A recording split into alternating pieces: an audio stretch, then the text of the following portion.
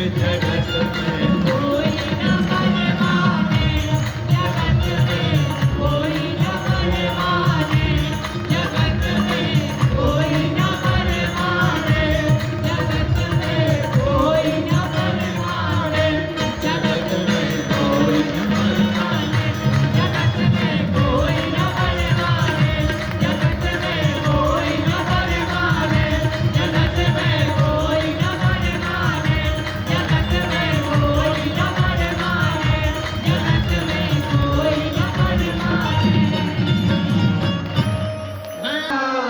सुनो पागलो, अरे चाहे लगा लो सेंट जगत में कोई न क्या परवाने, जगत में कोई न परवाने, जगत में कोई न परवाने। राष्ट्रपति हो या कर्नल जनरल या हो लेकिन हो भैया या हो लेकिन एक दिन मौत सभी को आ जाएगी, मौत सभी को आ जाएगी, लेडीज हो या जेंट्स जगत में कोई न परवाने, जगत में कोई न परवाने। आप जो दुनिया में पाने आए वो मिला या नहीं, विचार कीजिए, विचार कीजिए आपने सुख पाया या नहीं पाया, विचार कीजिए आपने प्रभु को पाया या नहीं पाया, विचार कीजिए आपने परमात्मा को पाया है या नहीं पाया। नहीं पाया ना तो भागवत सुनने वाले श्रोताओं पाने का प्रयत्न कीजिए। रात गवाई सोए कर दिवस गवाया खाए, हीरा जन्म अनमोल था कौड़ी बदले जाए। तुम्हारा हमारा जीवन व्यर्थ चला जा रहा, रात सोकर जा रही, दिन खा पी करके जा रहा, व्यर्थ कितने दिन गुजरेंगे। अरे लाखों जन्म जी गए बीत बीते, लाखों जन्म जी गई बीते बीते, भजो राम सीते। सारा जीवन व्यर्थ गुजर गया और हम कुछ ना कर पाए। स्वामी रामकृष्ण परमहंस के पास कोई आदमी गया और उसने स्वामी रामकृष्ण परमहंस को पूछा कि हमने सुना है आपने भगवान को पाया, काली माता के दर्शन किए। स्वामी रामकृष्ण परमहंस ने कहा कलकत्ता में पहले तड़पन थी, तड़पो पहले, आप तड़पोगे तो पा जाओगे। उस आदमी ने कहा ये तड़प क्या है? स्वामी रामकृष्ण परमहंस ने कहा पहले मुझे गंगा स्नान करना है, तुम्हें चलना हो तो चलो। रामकृष्ण परमहंस ने हाथ पकड़ा और सिर को जकड़ करके पानी, आप पागल हो क्या? पानी में कोई सिर दबाता है, मर जाते तो क्या? रामकृष्ण परमहंस ने कहा हमने मारने का प्रयत्न ही नहीं किया, हमने तो प्रश्न का उत्तर दिया। आता है वैसे ही परमात्मा को पाने के लिए आत्मा को फड़फड़ाना चाहिए। इतनी तड़प जब तुम्हारे अंदर प्रकट हो जाएगी तभी तुम्हें परमात्मा की प्राप्ति होगी। और मेरे पागलों, भगवान का मिलना कठिन नहीं है, हमारा तुम्हारा सरल होना बहुत कठिन है। अगर हम तुम सरल हो गए तो भगवान तो मिले ही मिले हैं। न मौत तुम्हारा बाल बांका कर सकती है, न मौत तुम्हें ले जा सकती है। तुम्हारा तन चला जाएगा लेकिन नाम तो दुनिया में सदा रह जाएगा।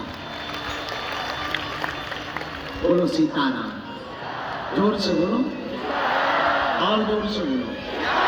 इसलिए आपको सदा एक बात याद रखनी मेरे प्रियजनों, भागवत का सिद्धांत है मृत्यु सिखाना। क्या सिद्धांत है? बोलो बोलो बोलो।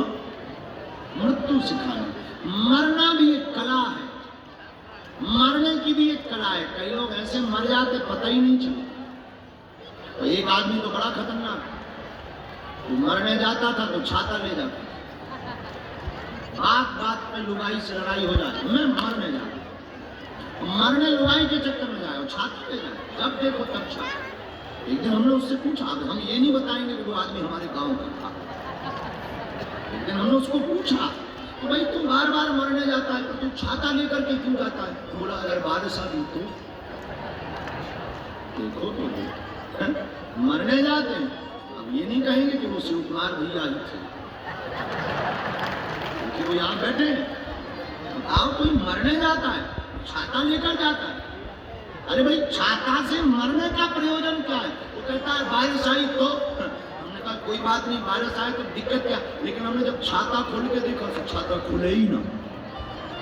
हमने पूछा ये क्या है? बोले खराब है। तब तो और हद हो गई पाप। छाता भी है और खराब भी है, मरने ले जाते हो। एक हमको मुन्नी बाई मिली वेस्ट इंडीज की, आत्महत्या करने जा रही थी, मेकअप रूम में घुस गई, ब्यूटी पार्लर में। हमने उसको पूछा कि तुम मरने जा रही आत्महत्या, तो तुम ब्यूटी पार्लर में क्यों घुस गई? बोले वाह, कल अखबार में न्यूज नहीं छपेगी। न्यूज आए चेहरा बेकार आए, इसलिए मैं ब्यूटी पार्लर आई।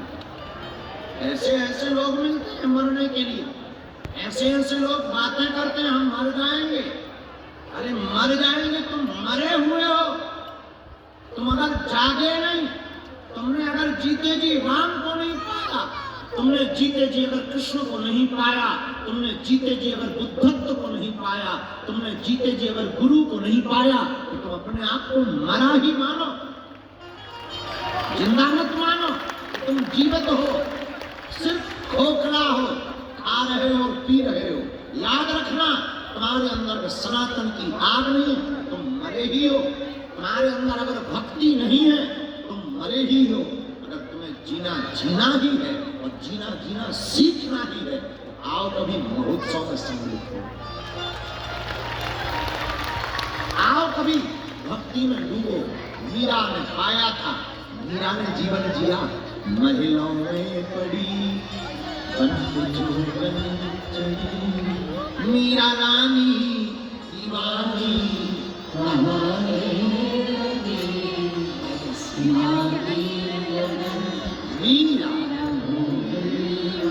मीरा ने जिया, ऐसा जिया राधा ने विष दिया, मानो ये जीवन है। मौत भी आई तो वो भी अमृत बन गई। एवं मीरा ने नहीं, महावीर ने जिया, महात्मा बुद्ध ने जिया, संत रसखान ने जिया, रैदास ने जिया, तुलसीदास ने जिया। मेरे पागलों, तुम भी अगर जीना चाहते हो तो ऐसा जीवन कथा को सुनकर जियो कि कभी मौत आए तो वो भी कहे मैं किस बादशाह को लेने आया। ये भाव तभी आ सकता है जब तुम भगवान की कथा को जीवन में उतारोगे। कल की कथा में हमने जो सूत्र छोड़ा था, उसी सूत्र को आज फिर पकड़कर भागवत में हम आपको सिखाएंगे।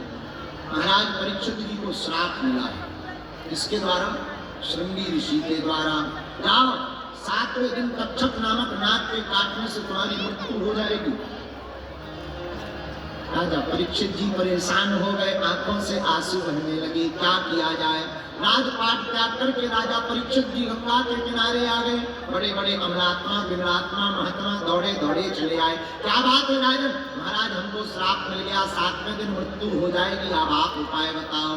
किसी ने कहा जप करो, किसी ने कहा तप करो, किसी ने कहा यज्ञ करो, किसी ने कहा हवन करो, किसी ने कहा ध्यान करो, किसी ने कहा वेद सुनो, किसी ने कहा नाम जप करो, पर उत्तर कोई भी एक